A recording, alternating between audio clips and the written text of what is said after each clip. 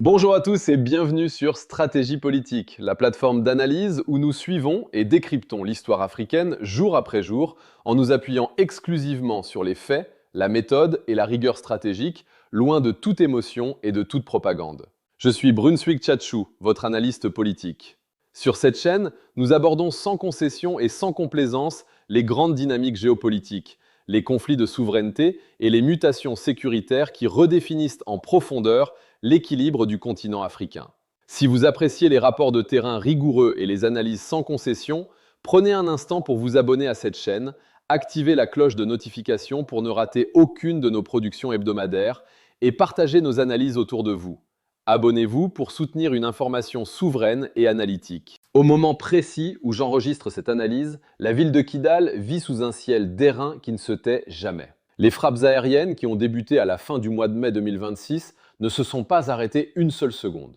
Elles ne ralentissent pas. Et hier, le 10 juin 2026, le Front de libération de l'Azawad a posé un acte politique qui révèle la réalité de cette guerre bien mieux que ne pourrait le faire n'importe quelle carte d'état-major. Les rebelles n'ont pas publié un rapport de victoire militaire, ils ont émis une plainte publique officielle, une complainte. Dans ce document officiel, le Front de libération de l'Azawad proteste solennellement contre l'utilisation de drones d'attaque de fabrication turque par les forces gouvernementales maliennes dans les frappes qui pilonnent leur position à Kidal. Réfléchissons-y un instant. Une force combattante qui est en train de gagner une guerre n'écrit pas de communiqué de presse pour se lamenter de la marque des aéronefs ou des drones que l'adversaire déploie pour la frapper. Une force qui l'emporte continue de se battre et continue de publier les résultats de ses victoires sur le champ de bataille. Par conséquent, lorsque votre ennemi cesse de diffuser des communiqués de triomphe militaire pour commencer à publier des plaintes concernant la nature technologique des armes utilisées contre lui,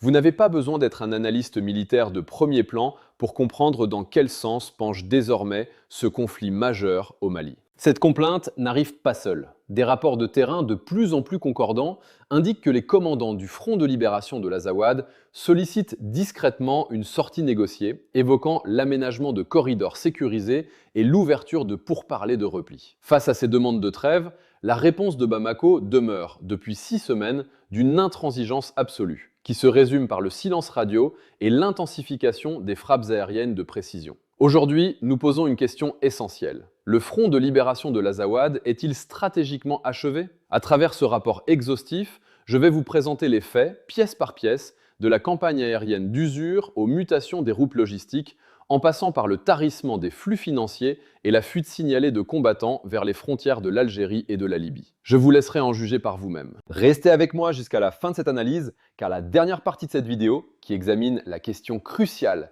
de savoir si le Mali doit négocier ou achever militairement la rébellion, représente le point de convergence de tout ce que nous observons sur le terrain depuis 47 jours. Pour bien appréhender la situation actuelle à Kidal, il est indispensable de situer les événements dans la chronologie rigoureuse des 47 jours qui nous séparent du déclenchement de l'offensive majeure du 25 avril 2026. Ce jour-là, le Mali a subi le choc sécuritaire le plus violent de son histoire récente, marqué par des attaques coordonnées d'une envergure inédite depuis le début du conflit en 2012. L'alliance hybride, constituée par le Front de libération de l'Azawad et le groupe djihadiste affilié à Al-Qaïda, le Jamaat Nusrat al-Islam ou al-Muslimin, a mené des assauts simultanés contre 7 localités clés de la République du Mali, notamment Bamako, la ville garnison de Kati, Gao, Kidal, Sévaré, Ménaka et Mopti. Cette offensive d'avril a provoqué des bouleversements profonds dans l'appareil d'État malien. C'est lors de cette journée du 25 avril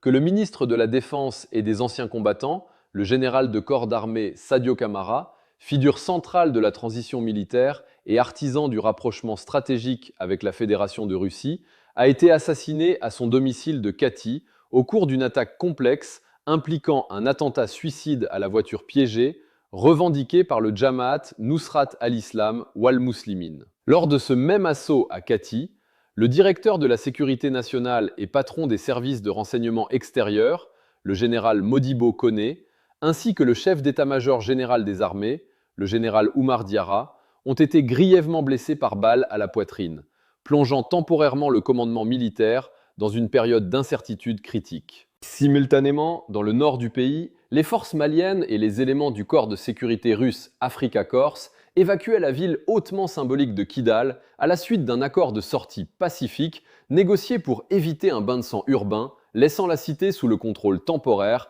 des combattants du Front de libération de l'Azawad. C'est à partir de cette date, du 25 avril 2026, que le décompte des 47 jours commence, marquant la réorganisation de l'armée malienne et le lancement d'une riposte féroce, caractérisée par la reprise en main personnelle du portefeuille de la défense par le chef de l'État lui-même, le général d'armée Assimi Goïta, dès le 4 mai 2026. Afin de bien mesurer la vitesse de cette confrontation, reprenons de manière fluide les grandes étapes qui ont jalonné ces 47 derniers jours. Tout commence par l'offensive globale du 25 avril 2026, qui aboutit à la perte temporaire de Kidal par l'armée nationale. Moins de 10 jours plus tard, le 4 mai, le général Assimi Goïta centralise le pouvoir militaire en s'attribuant le ministère de la Défense. À la fin du mois de mai, l'offensive aérienne systématique est officiellement lancée au-dessus de Kidal, détruisant dès le 1er juin les principales caches logistiques et les dépôts de munitions de la rébellion. Pendant ce temps, la diplomatie sahélienne s'active avec la visite d'État historique du général Abdurrahman Tiani en Turquie du 3 au 5 juin, visant à sceller les accords de défense pour toute l'alliance des États du Sahel. Le 4 juin, Bamako publie sa liste de tracts antiterroristes avec des mises à prix historiques, tandis que le 5 juin, la justice malienne condamne l'agent d'ambassade français Yann Vézilier à 20 ans de prison pour atteinte à la sûreté de l'État. Tout ce processus de pression multidimensionnelle culmine le 10 juin, lorsque le Front de libération de l'Azawad émet sa complainte officielle contre l'efficacité des drones turcs. Tournons maintenant notre regard vers le théâtre des opérations aériennes, car c'est là que se joue le démantèlement systématique des forces rebelles. La vérité d'un conflit armé s'écrit sur le terrain, loin des communiqués lisses et des narrations lointaines diffusées par les médias occidentaux. Ce que nous observons depuis la fin du mois de mai 2026 au-dessus de Kidal est une campagne de bombardement d'une précision chirurgicale qui détruit systématiquement, jour après jour, tout ce que le Front de libération de l'Azawad a tenté de reconstruire ou d'occuper dans la ville à la suite du retrait tactique des forces gouvernementales le 25 avril. Le ciblage rigoureux opéré par l'armée de l'air malienne et les cellules de renseignement conjointes révèle une planification minutieuse visant à anéantir les capacités de commandement, de contrôle et de logistique de la rébellion.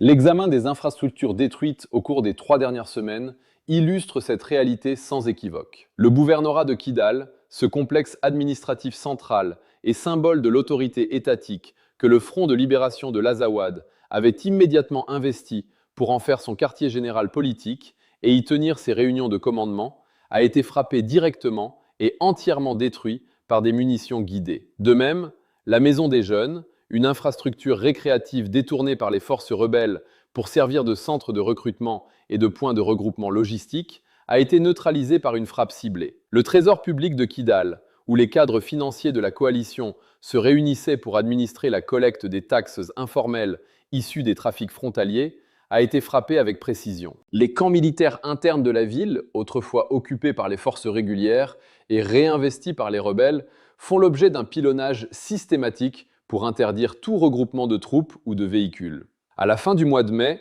le pilonnage aérien a atteint le sommet de la structure de commandement en ciblant directement le domicile de Bilal Ag Asherif, l'un des leaders historiques les plus influents du mouvement séparatiste. Enfin, les frappes chirurgicales du 1er juin 2026 ont porté un coup terrible à l'autonomie de combat de la rébellion en localisant et en pulvérisant plusieurs dépôts clandestins de munitions et de carburant dissimulés par les insurgés au cœur du tissu urbain de Kidal. Au-delà des destructions matérielles visibles, ce ciblage intensif apporte une preuve stratégique cruciale, qui est l'effondrement de la sécurité opérationnelle de la rébellion. Les bâtiments de pierre ne révèlent pas d'eux-mêmes leur fonction clandestine, ce sont les hommes qui parlent. Le fait que l'état-major malien à Bamako connaisse avec une précision métrique quelle pièce du gouvernorat est utilisée pour les réunions de commandement, quel bâtiment du trésor abrite les cadres financiers ou dans quelle cour de maison sont enterrés les fûts de carburant et les caisses de munitions, démontre une infiltration profonde des réseaux du Front de libération de l'Azawad par les services de renseignement intérieurs. L'information s'écoule en continu depuis Kidal vers les cellules de planification opérationnelle de Bamako, semaine après semaine. Pour un chef militaire rebelle aujourd'hui, le véritable cauchemar ne réside pas uniquement dans la présence permanente des vecteurs aériens de combat à haute altitude. Il réside dans la paranoïa légitime de savoir que l'un de ses propres lieutenants, ou un habitant de son quartier, transmet en temps réel ses coordonnées exactes aux forces gouvernementales. Cette infiltration se double d'une impuissance tactique flagrante face à la domination technologique de l'armée malienne. La réaction officielle du Front de libération de l'Azawad, formalisée dans son communiqué de protestation du 10 juin 2026, confirme l'extrême efficacité de la pression exercée. En accusant publiquement le gouvernement de transition de mener une politique de terre brûlée à Kidal, un terme choisi pour tenter d'alerter l'opinion internationale en suggérant des frappes aveugles contre les populations civiles et en désignant nommément la Turquie comme complice de cette destruction, le mouvement commet une erreur stratégique majeure. Il révèle son incapacité à s'adapter à la réalité technologique du champ de bataille moderne.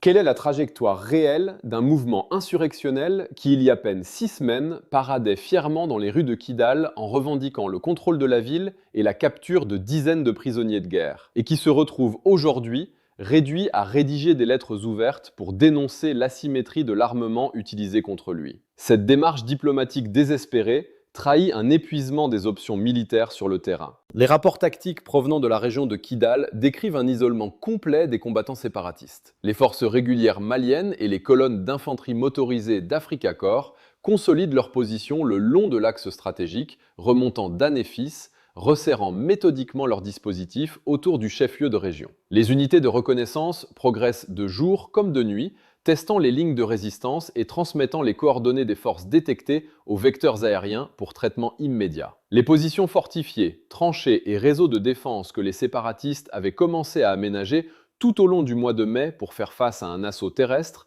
ont été systématiquement identifiés par la surveillance optique et détruits par des frappes aériennes avant même de pouvoir être occupés. Pour les combattants, la survie dépend désormais de la dispersion absolue. Il leur est impossible de se rassembler en sections, d'organiser une réunion de commandement dans un bâtiment ou de déplacer une colonne de pick-up à la lumière du jour sans être immédiatement pris à partie par les drones de combat maliens qui contrôlent de manière absolue l'espace aérien. La contre-offensive d'envergure que la direction du Front de libération de l'Azawad annonçait vers Anéfis et Gao pour desserrer l'étau n'a jamais vu le jour. Elle ne s'est pas concrétisée parce que sous une surveillance aérienne continue de 24 heures sur 24, la capacité opérationnelle requise pour mener une telle opération est inexistante. Pour concevoir et exécuter une offensive militaire terrestre, il est indispensable de concentrer des troupes, d'accumuler des cargaisons de munitions et de déplacer des colonnes logistiques. Or, toute tentative de concentration de force dans le septentrion malien équivaut aujourd'hui à une signature de destruction immédiate par l'armée de l'air de Bamako. Cette impuissance militaire est encore accentuée par la fin de toute distinction politique entre rébellion et terrorisme aux yeux de l'État malien. La publication, le 4 juin 2026, par le ministère de la Sécurité publique du Mali d'une liste officielle de traques antiterroristes marque un tournant doctrinal majeur dans la conduite de ce conflit. En plaçant une prime d'importance historique de 2 milliards de francs CFA, soit environ 3 500 000 $, sur la tête d'Iyad Ag-Ghali, chef du mouvement terroriste affilié à Al-Qaïda, le Jamaat Nusrat al-Islam wal-Muslimin, de 1 500 000 francs CFA sur celle de son adjoint Amadou Koufa, et en y associant dans un même document et sous les mêmes qualifications criminelles les plus hauts dirigeants du Front de libération de l'Azawad, à l'instar d'Al-Gabas Ag Intala et de Bilal Ag Hatcherif. Bamako a opéré une clarification juridique fondamentale. Par cet acte, le gouvernement malien déclare officiellement qu'il n'existe plus aucune différence de nature entre les séparatistes et les djihadistes. Ils sont qualifiés de la même manière comme des agents du terrorisme international ligués contre la souveraineté de l'État malien. Cette assimilation juridique et politique n'est pas une invention de la présidence d'Assimi Goïta. Elle découle directement des choix d'alliance opérés par la rébellion elle-même sur le terrain. En s'engageant aux côtés du Jamaat Nusrat al-Islam wal-Muslimin le 25 avril 2026 pour lancer l'offensive coordonnée contre l'armée malienne, en partageant les mêmes lignes de combat et en se coordonnant pour la prise de la ville de Kidal, le Front de libération de l'Azawad a brisé la frontière factice qu'il s'efforçait de maintenir depuis plus d'une décennie aux yeux de la communauté internationale. Les dirigeants séparatistes prétendaient incarner une rébellion politique nationale, laïque et négociable, se distinguant des réseaux théocratiques d'Al-Qaïda. Cette distinction calculée constituait leur atout le plus précieux. C'est elle qui leur permettait de bénéficier de la bienveillance de médiateurs étrangers, de participer à des conférences internationales de paix et de recevoir des soutiens médiatiques complaisants en Europe. En signant ce pacte opérationnel avec les djihadistes pour s'emparer de Kidal le 25 avril, la rébellion a sacrifié sa légitimité internationale et s'est enfermée dans une impasse stratégique. Désormais, ses dirigeants partagent le même sort que les réseaux terroristes. Ils figurent sur les listes de cibles prioritaires de la campagne d'élimination par frappes aériennes, dépouillés de tout statut de partenaire politique négociable. Ce dispositif répressif et de souveraineté se consolide par la condamnation, prononcée à Bamako le quintet du 5 juin 2026, du ressortissant français Yann Vézillier à une peine de 20 ans de réclusion criminelle pour atteinte à la sûreté de l'État. Arrêté initialement en août 2025, Yann Vézillier, qui bénéficiait d'un statut d'agent au sein de l'ambassade de France à Bamako, est accusé par les autorités de transition d'avoir agi comme un agent de liaison clandestin pour le compte de la Direction générale de la sécurité extérieure française. Selon l'accusation portée par le ministère public malien, il avait pour mission d'apporter un soutien logistique, financier et de renseignement au réseau de coordination unissant discrètement les cadres politiques du Front de libération de l'Azawad et les émirs terroristes dans le but de déstabiliser le gouvernement militaire de transition et de faciliter une tentative de coup d'État impliquant plusieurs officiers maliens. Cette condamnation retentissante envoie un signal géopolitique d'une clarté absolue aux puissances extérieures. Bamako ne tolère plus aucune intermédiation occulte et traite désormais les tentatives d'ingérence clandestine comme des actes d'hostilité directe contre la sécurité de l'État. Pour bien comprendre comment l'État malien parvient à imposer une telle pression militaire, il convient d'analyser en détail l'infrastructure technologique multicouche que le Mali a développée au cours des 3 dernières années pour saturer l'espace aérien du Septentrion. L'Alliance des États du Sahel a mis en place un dispositif technologique d'une redoutable efficacité, combinant des vecteurs de haute altitude, des aéronefs de reconnaissance tactique moyenne altitude et des micro-drones de combat à basse altitude. Au sommet de cette pyramide d'interdiction aérienne trône le fleuron de l'industrie aéronautique turque, le drone de combat à haute altitude et longue autonomie, Bayraktar Akinji, livré aux forces maliennes en décembre 2024. Contrairement aux livraisons d'aide militaire occidentale soumises à de multiples conditions d'usage politique, cet équipement stratégique a été intégralement financé par l'État malien sur son propre budget national, garantissant une souveraineté d'emploi totale. Le Bayraktar Akinji présente des caractéristiques techniques exceptionnelles puisqu'il évolue à une altitude de croisière de 30 000 à 40 000 pieds, ce qui le place totalement en dehors de l'enveloppe de tir des systèmes anti-aériens portatifs dont disposent les rebelles. Son autonomie de vol lui permet de rester en l'air pendant environ 24 heures consécutives, assurant des missions de surveillance continue. De plus, il emporte une lourde charge utile de munitions guidées par laser, capable de détruire des infrastructures fortifiées ou des colonnes de blindés légers avec une précision métrique. Juste en dessous de ce niveau stratégique, opère la flotte de drones tactiques de moyenne altitude Bayraktar TB2, qui assure la majorité des frappes d'appui-feu rapprochées et d'acquisition de cibles en temps réel. Depuis le début de l'année 2026, ce dispositif est renforcé par le déploiement de drones de classe Orion fournis par la Fédération de Russie et opérés en étroite coordination avec les équipes d'Africa Corps. Bien que la capacité d'emport de l'Orion soit plus modeste, oscillant autour de 200 à 250 kg de munitions guidées, son intégration apporte une valeur ajoutée cruciale en densifiant la surveillance et en permettant des missions de reconnaissance d'usure continue. Enfin, à l'échelon le plus bas du spectre de combat, les techniciens d'Africa Corps et les unités spécialisées de l'armée malienne ont introduit l'usage systématique de drones kamikazes de type FPV, First Person View. Ces petits quadricoptères civils militarisés, équipés d'une charge explosive façonnée et pilotés à distance à l'aide de casques de réalité virtuelle, offrent une précision millimétrique à faible coût. Ils sont déployés pour traquer individuellement les combattants séparatistes dans les rues de Kidal, détruire les postes d'observation surélevés et neutraliser les pick-ups dissimulés sous les arbres. L'effet psychologique et militaire de cette architecture de supériorité aérienne est dévastateur pour une force insurrectionnelle. Dans les manuels de guérilla classiques, le combattant asymétrique compte sur l'obscurité, le couvert de la végétation ou le relief montagneux de l'Adrar des Ifoghas pour se dissimuler et préparer ses attaques. Sous un ciel saturé de capteurs thermiques, infrarouges et optiques fonctionnant en permanence, ces facteurs de protection naturelle disparaissent totalement. L'insurgé est repéré à la moindre émission de chaleur, au moindre mouvement de véhicule ou à la moindre tentative de communication radio. C'est cette réalité technologique, et non un simple déséquilibre de puissance de feu, qui étouffe opérationnellement le front de libération de l'Azawad à Kidal. Cette réorganisation technologique s'accompagne d'une profonde mutation diplomatique à l'échelle de toute l'alliance des États du Sahel. La dénonciation publique par la rébellion de l'implication technologique turque met en lumière la réussite de la diplomatie de défense déployée par les pays de l'Alliance. Les régimes de Bamako, Niamey et Ouagadougou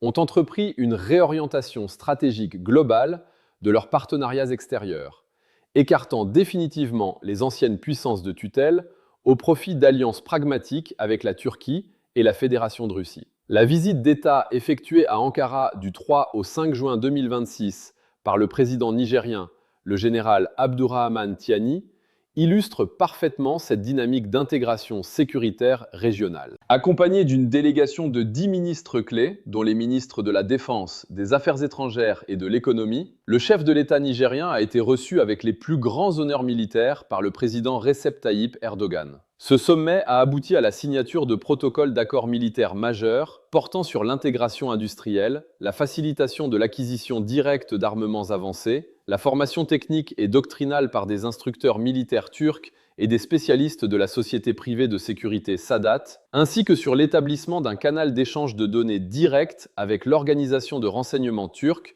pour traquer les mouvements de capitaux et les flux logistiques des groupes armés à travers la bande sahélo-saharienne. Pour les pays de l'Alliance, le choix de la Turquie comme partenaire de premier plan repose sur une cohérence géopolitique rigoureuse. Contrairement aux puissances occidentales, dont les processus d'exportation d'armes sont soumis à des débats législatifs complexes et à des exigences de réformes politiques intérieures, la Turquie applique une politique d'exportation pragmatique et respectueuse de la souveraineté de ses clients. Elle fournit des matériels militaires hautement performants, tout en garantissant une autonomie totale d'emploi aux armées acquéreuses. En protestant officiellement contre la Turquie, le Front de libération de l'Azawad commet une erreur d'appréciation, car il valide l'efficacité du modèle de souveraineté porté par l'Alliance. Le gouvernement malien ne dépend plus de la charité militaire ou de l'autorisation d'anciennes métropoles coloniales pour mener sa guerre de libération nationale. Il s'est doté des outils technologiques les plus performants du marché mondial en les payant sur ses propres ressources budgétaires, démontrant ainsi sa capacité à choisir souverainement ses alliances et ses méthodes de combat. Face à l'impossibilité physique de contester le contrôle du ciel aux forces gouvernementales, le Front de libération de l'Azawad et ses alliés du Jamaat Nusrat al-Islam ou al-Muslimin se replient sur des modes d'action asymétriques terrestres de basse intensité. L'expression la plus visible de cette dérive tactique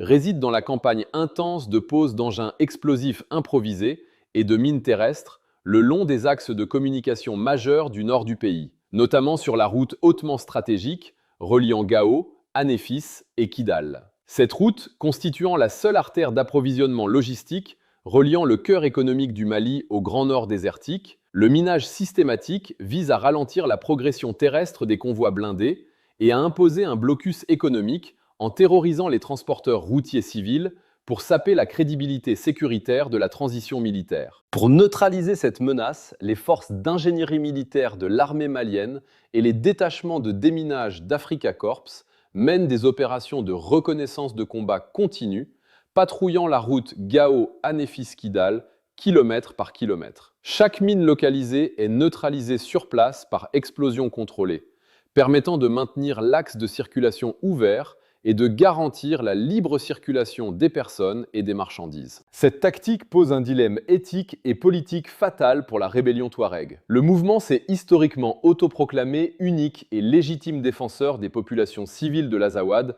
contre les exactions présumées de l'armée centrale. Pourtant, la mine enfouie sous le sable de la route de Kidal ne possède aucun mécanisme d'analyse ethnique ou politique. Elle ne fait pas la différence entre les pneus d'un véhicule blindé malien et les roues en caoutchouc d'un minibus transportant des familles Touareg, Soninké ou Bambara vers les marchés de Gao. Lorsque les insurgés minent les routes de leur propre territoire, provoquant des carnages réguliers au sein de la population civile, les communautés locales sont en droit de s'interroger sur la véritable nature de ce mouvement qui prétend les libérer tout en détruisant leurs infrastructures de survie. Cette dynamique de sabotage systématique des infrastructures vitales de la population, comme nous l'avons vu également avec les pressions routières dans le sud du pays, démontre que la rébellion a perdu la capacité militaire de faire face aux forces régulières sur le champ de bataille et se replie sur la terreur économique et sociale, une stratégie historique des mouvements de guérilla en phase d'épuisement opérationnel. Cette situation d'épuisement opérationnel explique pourquoi des rapports de renseignement de plus en plus concordants signalent des tentatives discrètes menées par certains commandants rebelles pour obtenir l'ouverture de négociations. Ils évoquent la mise en place de corridors de sortie sécurisés et la conclusion de cessez-le-feu locaux. La réponse de Bamako est claire, un refus catégorique fondé sur une analyse froide de l'histoire récente du pays. Pour les autorités militaires maliennes, la négociation avec les mouvements armés du Nord a toujours été un piège stratégique coûteux. L'accord de paix le plus emblématique, signé à Alger en 2015, s'est avéré être un désastre pour la souveraineté nationale. Sous couvert de mise en œuvre laborieuse, l'État central a été contraint de tolérer que la région stratégique de Kidal échappe totalement à son autorité politique, administrative et militaire pendant près d'une décennie, devenant une zone grise propice au développement de tous les trafics criminels et à la sanctuarisation des réseaux terroristes. Lorsque le gouvernement de transition a pris la décision souveraine de dénoncer cet accord inefficace et de reprendre Kidal par la force en novembre 2023, l'armée malienne a mis fin à une anomalie territoriale insupportable. Cependant, la preuve définitive de la duplicité des mouvements armés a été apportée lors de l'offensive majeure du 25 avril 2026. En s'alliant directement avec Al-Qaïda pour attaquer les garnisons régulières et assassiner le ministre de la Défense à Kati, le Front de libération de l'Azawad a scellé son destin politique. Par conséquent, lorsque les demandes de pourparlers parviennent aujourd'hui à Bamako de la part de chefs rebelles acculés sous les bombes, l'état-major malien n'y voit pas une volonté sincère de paix. Il y décèle uniquement la recherche d'une trêve tactique, un besoin urgent de réorganisation pour une force en passe d'être détruite. Si le Mali acceptait aujourd'hui d'ouvrir des corridors sécurisés, il permettrait aux combattants de se replier vers des sanctuaires extérieurs sécurisés, de reconstituer leurs arsenaux grâce au réseau de trafic transfrontalier et de planifier une nouvelle offensive d'envergure qui frapperait à nouveau le cœur du pays dans les mois à venir. La doctrine militaire de Bamako est désormais celle de l'attrition totale et de l'éradication définitive de la rébellion armée pour restaurer l'intégrité absolue de la souveraineté nationale sur chaque mètre carré du territoire malien. Cette usure opérationnelle de la rébellion est intimement liée au tarissement et à la désorganisation de l'économie informelle et criminelle qui finance historiquement les mouvements armés dans le nord du Mali. Pendant des décennies, Kidal et ses environs ont constitué des carrefours logistiques majeurs pour de multiples flux de trafics illicites traversant le Sahara en direction de l'Afrique du Nord et de l'Europe. Avant la reprise en main militaire, les différents mouvements rebelles avaient mis en place des systèmes de taxation informels hautement structurés le long de ces corridors transfrontaliers. Ces flux financiers proviennent principalement de 3 activités illicites majeures, à commencer par l'exploitation clandestine de l'or artisanal, notamment sur le site majeur de Ntaaka, situé au sud de Gao, ainsi que sur plusieurs autres sites disséminés dans l'Adrar des Ifoga, que la rébellion contrôlait pour y prélever des taxes directes. À cela s'ajoute le trafic de cannabis et de cocaïne transitant par des hubs douaniers clandestins situés à la frontière algérienne, notamment à Inchalil et Inafarak, sous la protection tarifée des milices locales, ainsi que le trafic de migrants irréguliers traversant Tombouctou et les pistes menant à la frontière algérienne, générant d'immenses ressources pour les chefs de fractions rebelles. Enfin, la contrebande de carburant subventionné en provenance d'Algérie et de Libye constitue une ressource essentielle pour faire fonctionner les moteurs des pick-up rebelles. La campagne d'interdiction aérienne systématique menée par l'armée malienne a totalement désorganisé ces flux logistiques lucratifs, car sous la menace constante des drones Akinji et TB2, il est désormais impossible d'organiser des convois routiers de contrebande, de sécuriser des points de passage officieux à la frontière ou d'exploiter ouvertement des sites miniers d'orpaillage. Le tarissement de ces ressources financières prive la direction de sa capacité à verser des soldes régulières à ses combattants, à acquérir des pièces de rechange pour ses véhicules de combat et à entretenir son réseau d'influence, poussant ces éléments à la démobilisation ou à la fuite vers la frontière algérienne ou le désert libyen. Pour analyser ce conflit avec une rigueur absolue, il est également indispensable de déconstruire les grilles de lecture simplistes propagées par de nombreuses chancelleries occidentales et reprises sans discernement par la presse internationale. Le narratif dominant tente à présenter les affrontements dans le nord du Mali comme une confrontation ethnique opposant l'ethnie minoritaire touareg, représentée par les séparatistes, à l'État malien central à majorité noire. Cette grille de lecture coloniale est contredite par l'examen rigoureux de la sociologie des forces sur le terrain. S'il existe effectivement des combattants d'ethnie touareg au sein des rangs rebelles du Front de libération de l'Azawad, de très nombreuses communautés touareg, notamment les Imgad et de multiples clans de l'Adrar des Ifoghas, rejettent catégoriquement l'aventure indépendantiste et se positionnent fermement aux côtés de l'État unitaire malien. De plus, de nombreux officiers supérieurs d'ethnie touareg et arabe servent avec distinction au sein de l'état-major des forces armées maliennes. Et ils ont été les principaux planificateurs et exécutants de la reprise historique de Kidal en novembre 2023, démontrant que la fidélité à la patrie malienne transcende les appartenances communautaires. Ce narratif de division ethnique est une arme d'ingérence géopolitique ancienne, historiquement affûtée pour affaiblir la cohésion nationale des États du Sahel et justifier le maintien d'une tutelle sécuritaire étrangère sous prétexte de protection des minorités. Le véritable clivage sur le terrain ne sépare pas les communautés ethniques. Il sépare les forces de l'ordre républicain et de la souveraineté nationale des mouvements armés non étatiques qui ont choisi de s'associer au terrorisme de Al-Qaïda pour préserver leurs privilèges financiers issus de l'économie criminelle transfrontalière. Un examen objectif de la situation à Kidal impose de présenter avec honnêteté les limites opérationnelles de la campagne actuelle et de dresser la liste des immenses défis logistiques, militaires et politiques qui attendent l'armée malienne dans la phase finale de reconquête. Premièrement, l'histoire militaire moderne démontre de manière constante qu'aucune guerre n'a jamais été gagnée exclusivement depuis les airs. La campagne de frappe menée par les drones permet d'infliger des dommages irréparables aux infrastructures de la rébellion, d'éliminer les cadres de commandement et d'interdire tout déplacement de colonnes de pick-up de jour. Cependant, pour contrôler physiquement un territoire, sécuriser un carrefour urbain et rassurer les populations locales, il est indispensable que le fantassin pose sa botte sur le sol. Le déploiement d'unités d'infanterie régulières des forces armées maliennes et d'Africa Corps à l'intérieur de la ville de Kidal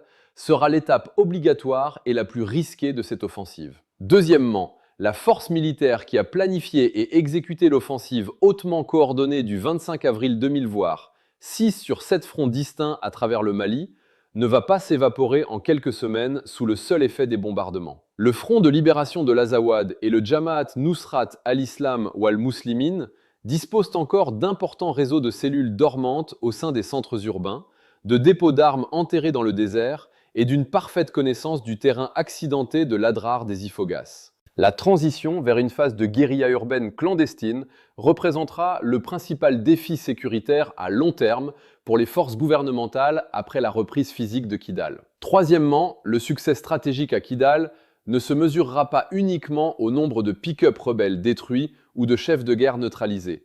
Il se mesurera à la capacité de l'État malien à convaincre les populations civiles de la région que le retour des institutions républicaines constitue une libération concrète et non une simple substitution de forces d'occupation. La reconstruction des écoles détruites, la réouverture des centres de santé, l'accès permanent à l'eau potable dans une région aride et la mise en place d'une justice impartiale débarrassée de la corruption administrative seront les seuls outils efficaces pour tarir durablement les viviers de recrutement de la rébellion. Si l'État échoue à rétablir ses services de base rapidement après sa victoire militaire, les graines d'une future insurrection retrouveront un terreau fertile dans l'Adrar des Ifoghas. Pour conclure cette étude approfondie, permettez-moi de livrer mes analyses prévisionnelles en tant qu'expert sur l'évolution à court et moyen terme de ce conflit majeur au Sahel. Ma première prédiction concerne l'issue inéluctable de la bataille urbaine de Kidal. Sous l'effet combiné du tarissement complet des flux financiers transfrontaliers et du blocus logistique imposé par l'aviation malienne, la capacité de résistance physique du Front de libération de l'Azawad à l'intérieur de la ville va s'effondrer avant la fin de l'année 2026. Privés de munitions, de carburant et de soutien populaire, les derniers combattants séparatistes n'auront d'autre choix que d'évacuer la cité par des pistes clandestines de nuit ou de se fondre dans la population civile sous peine d'être entièrement anéantis par les drones de combat et les colonnes terrestres des forces armées maliennes et d'Africa Corps. Ma deuxième prédiction anticipe une mutation profonde de la menace sécuritaire. À mesure que le Front de libération de l'Azawad perdra son emprise territoriale sur les grands centres urbains du Nord, l'alliance hybride qu'il forme avec le Jamaat Nusrat al-Islam wal Muslimin va se muer en une campagne purement asymétrique de terrorisme, de harcèlement. Nous assisterons à une multiplication des attaques complexes à base d'engins explosifs improvisés sur les axes routiers majeurs et à des opérations de sabotage ciblées contre les infrastructures énergétiques de l'État, notamment dans les régions du centre et du sud du Mali, afin de maintenir une pression psychologique sur Bamako et de masquer la perte de leur bastion historique. Ma troisième prédiction touche à la reconfiguration géopolitique de la région du Sahel. Le succès de la campagne de Kidal, menée de bout en bout grâce à des technologies militaires achetées souverainement auprès de la Turquie et de la Russie, va définitivement sceller l'obsolescence des anciens modèles multilatéraux de gestion de crise imposés par les puissances occidentales. L'Alliance des États du Sahel va consolider son modèle d'intégration de défense souverainiste, incitant d'autres pays du continent, confrontés à des insurrections similaires, à rompre leurs accords de coopération militaire traditionnels avec l'Occident pour adopter la méthode malienne, redéfinissant ainsi durablement la carte de la sécurité en Afrique de l'Ouest. Mesdames et messieurs, au terme de ce rapport d'analyse exhaustif sur la situation militaire à Kidal, la balance stratégique du conflit ne souffre d'aucune ambiguïté. D'un côté, nous observons un État souverain qui acquiert par ses propres moyens des technologies de pointe, adapte ses méthodes de combat, traque les réseaux d'ingérence étrangers et avance méthodiquement avec un commandement unifié sous la responsabilité directe de son chef de l'État. De l'autre, nous constatons l'agonie opérationnelle d'un mouvement séparatiste contraint de se plaindre de la marque des drones de son adversaire, de miner les axes routiers civils pour survivre, de voir ses combattants fuir à travers les frontières algériennes et libyennes et de solliciter discrètement des couloirs de sortie. Ce n'est pas ce que l'on appelle un enlisement, c'est un verdict stratégique qui s'écrit en vitesse lente sous nos yeux. Avant de nous séparer, je vous propose de participer activement à la réflexion géopolitique de notre communauté en répondant de manière rigoureuse dans la section des commentaires à ces 3 questions fondamentales. Première question.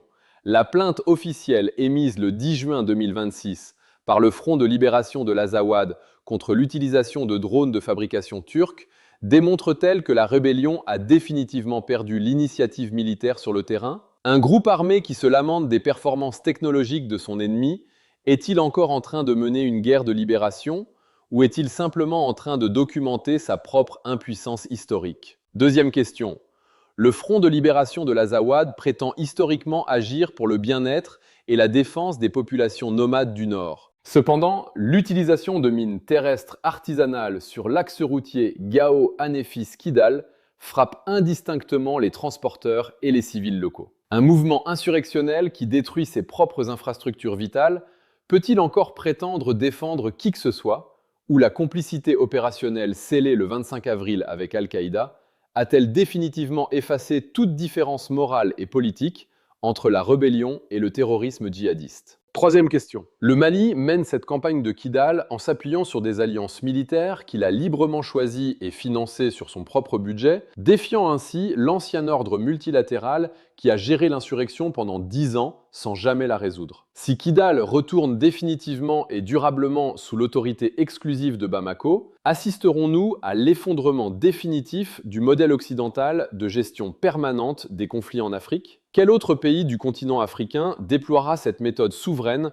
pour libérer son territoire? J'attends avec impatience de lire vos analyses structurées, loin des slogans partisans, dans l'espace des commentaires. Si vous appréciez ce niveau de décryptage géopolitique, méthodique et de recherche indépendante sur les conflits africains, n'oubliez pas de vous abonner à la chaîne Stratégie Politique, d'activer la cloche de notification pour ne manquer aucun de nos prochains épisodes et de laisser un pouce bleu pour soutenir notre travail de recherche. Je suis Brunswick Tchatchou, votre analyste politique sur Stratégie Politique, et je vous donne rendez-vous très bientôt pour un nouveau rapport stratégique sans concession depuis le front. Prenez soin de vous et à très bientôt.